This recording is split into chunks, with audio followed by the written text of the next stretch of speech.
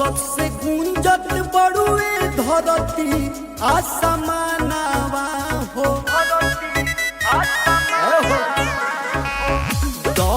सबसे गुंजत बड़ुए धरती आसमानवा हे धरती आसमानवा हो।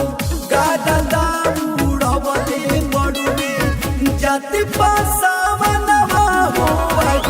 गादा उड़वले बड़ुए जाति पासावनवा हो।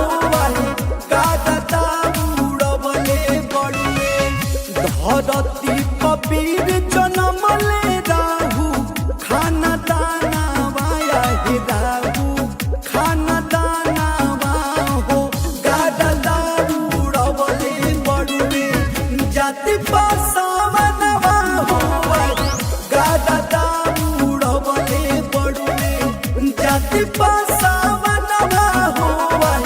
गादा उड़वले बड़ुए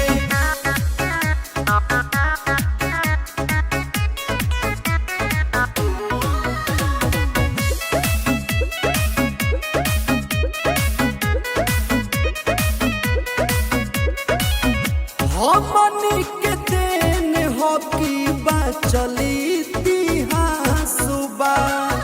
युद्ध में हरा देव खानदानी अभ्यास बा। बुझले बेटा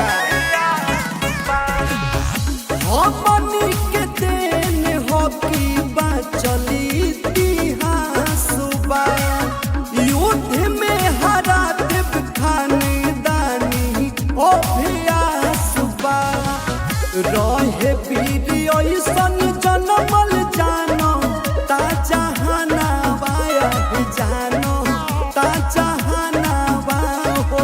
गादा उड़वले बड़ुए जाति पासावनवा हो। गादा उड़वले बड़ुए जाति पासावनवा हो। गादा उड़वले बड़ुए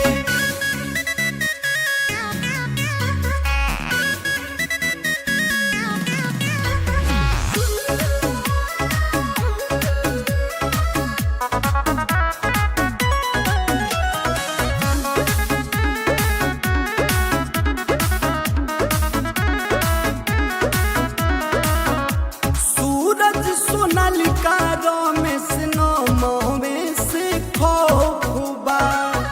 हाथे हथियार तलवार से खेले के शौकबा। सूरज सोनालिका रमेश नमवे से खोबा। हाथे हथियार तलवार से खेले के शौकबा।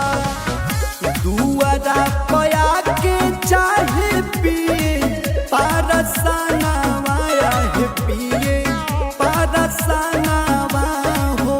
गादा उड़वले बड़ुए जाति पासावनवा हो। गादा उड़वले बड़ुए जाति पासा